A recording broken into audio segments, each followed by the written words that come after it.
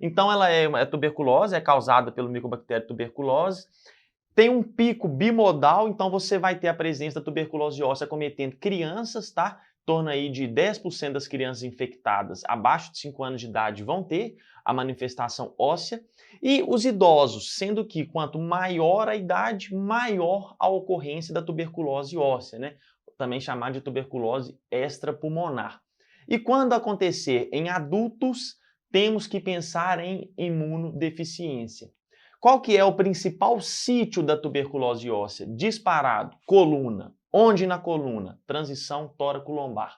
E ela tem uma peculiaridade, polpa o disco e acontece de forma, às vezes, não contíguas, porque essa disseminação ela acontece através do ligamento longitudinal anterior.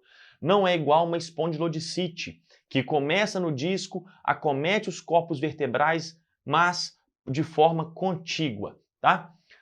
Mas o acometimento da coluna não é a única forma da tuberculose óssea. Nós podemos também ter osteomielite nas extremidades, tá? Quando ocorrer na extremidade, qual que é o local ósseo preferido da tuberculose? Região metaepifisária, ok? Quais articulações mais acometidas? Articulações de carga, quadril, joelho, tornozelo, inclusive caiu na prova esse ano. Ou seja, tuberculose óssea, a gente sempre pensa em coluna, vai lá, estuda tudo de coluna, onde acontece, polpa disco, pode ser... E aí ele vem perguntando, quais articulações mais acometidas? E aí a resposta era quadril e joelho, saber disso, tá bem? Aqui é uma imagem para mostrar então, essas primeiras imagens aqui, ó, mostrando que na tuberculose óssea o disco está relativamente preservado. Você tem um franco acometimento da vértebra, mas polpa o disco.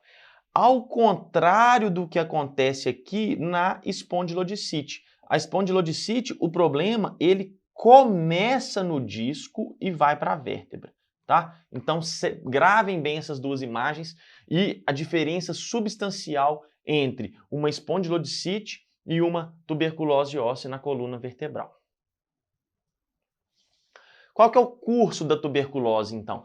Assim como a tuberculose pulmonar, ela é um pouco mais insidiosa, né? Então você vai ter dor, vai ter febre, fraqueza, enfim. Mas não é um quadro clássico de uma estafilococcea, por exemplo, que o paciente chega quase séptico no pronto-socorro. O diagnóstico, você vai, mediante a história clínica, contato com tuberculose positivo e teste de PPD, você vai ter alta suspeita, mas o diagnóstico definitivo ele é feito através da biópsia, que é quem consegue confirmar o agente etiológico. O tratamento ele se assemelha muito à tuberculose pulmonar, ele é feito então no esquema clássico, são 6 meses do esquema HIP, né? E cirurgia é um caso de exceção. Quem que vai ser operado? Os casos refratários à antibiótico terapia via oral e os casos em que há déficit neurológico, principalmente se for um déficit neurológico progressivo.